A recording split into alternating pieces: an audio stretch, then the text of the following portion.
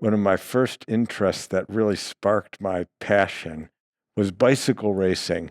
And I raced bicycles a lot in high school. I even was the state champion 2 years. I rode on the track, like the velodrome, the bank track.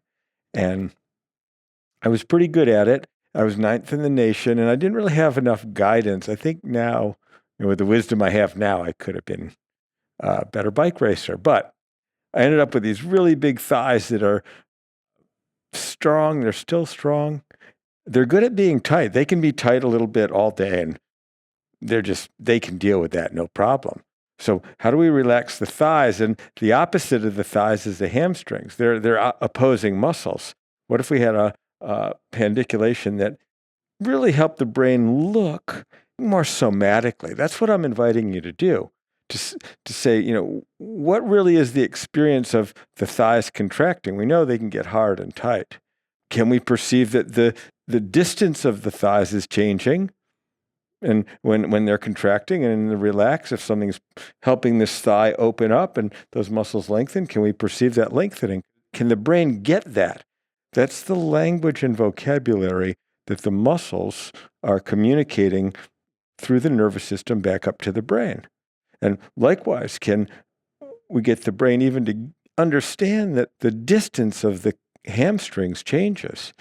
Can we get them to sort of play nicely together and be in a good relationship? And are your thighs tightening too much when you're standing? Can your system understand the tension of the legs a little better so that you can utilize the strength of the bones to hold you up? In my experimentation a little bit with this, there's something about the relationship of the back to the thighs. If you're really standing at attention, the thighs lock.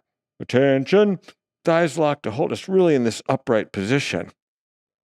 The torso ties into the legs. The legs are connected to the rest of the body.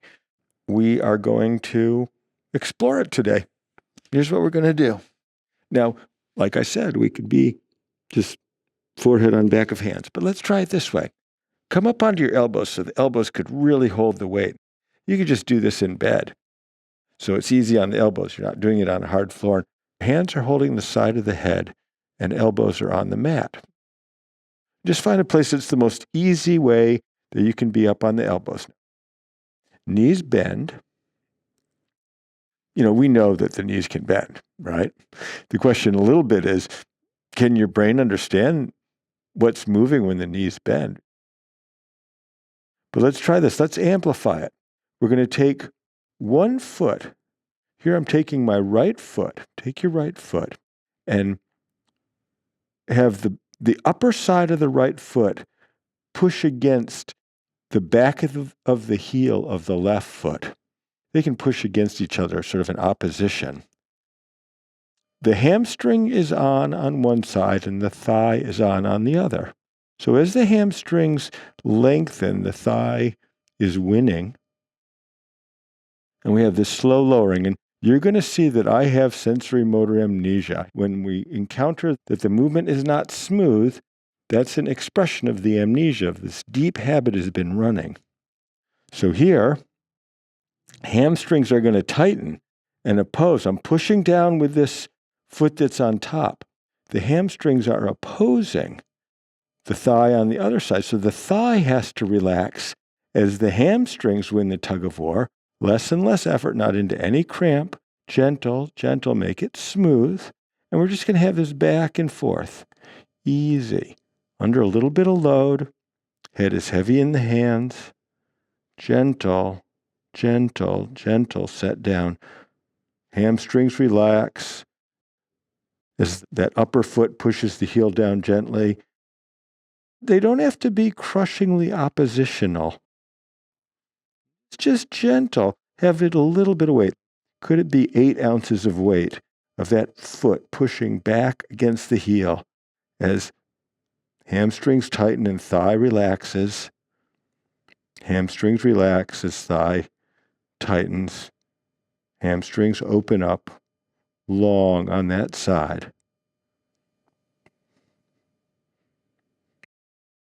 The lower foot lifts to give the brain a chance to let the thigh relax on the side where the thigh is opening and lengthening. There we go, real easily.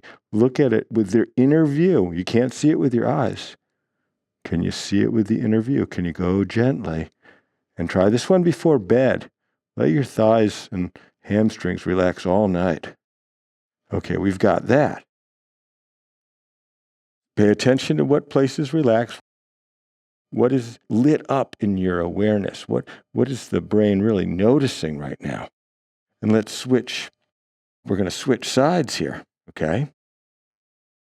The upper foot pushes down against that lower heel. Slowly, the hamstrings are lifting against the gentle opposition. The thigh that's opposing, it has to relax. It has to relax, just less and less, less and less. That upper foot is pushing against the heel. The hamstrings have to relax. Just go easy. You might be able to see that mine's all sort of jumpy and uncertain. And what is the experience? Can you feel what's happening? Or is it just a mystery? Is the brain not understanding what's happening? Give it a gentle lesson.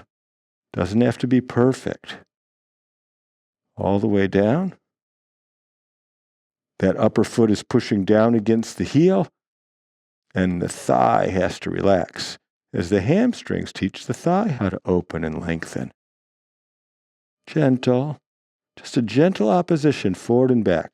If you're a bike racer, if you're a walker, if you're a human being, it's going to be really good to have relaxed legs. Let the leg muscles relax all night. Okay, I did that last night, and I'm like, wow. I'm in touch with my legs. I haven't been in touch with my legs in a long time in this somatic way. Let that relax.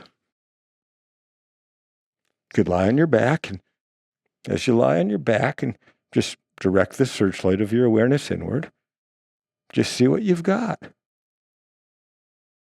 Can your brain understand the space of your legs better? The space. Are the sides different? Is one leg relaxed in a different way? Which got more of the lesson? Is it more a hamstring lesson or a thigh lesson? If you're sitting, you're having dinner with some friends and you're sitting in a chair, you could just straighten that leg out under the table and just slowly let gravity is pulling that. Gravity is the therapist. It's pulling that foot down. You just let that thigh relax. You can pandiculate all the time. We can contract it. We can lock the thighs. The quadriceps. There's even a muscle that's against the bone, the deeper quadricep. It's really good at locking the leg. Well, can the brain understand how to let that relax? That's what we're doing. It's just relaxing. Gravity's pulling it down. It's going really easily. Thank you very much for practicing with me today. I'm Eric Cooper, InspireSomatics.com. Blessings on your journey.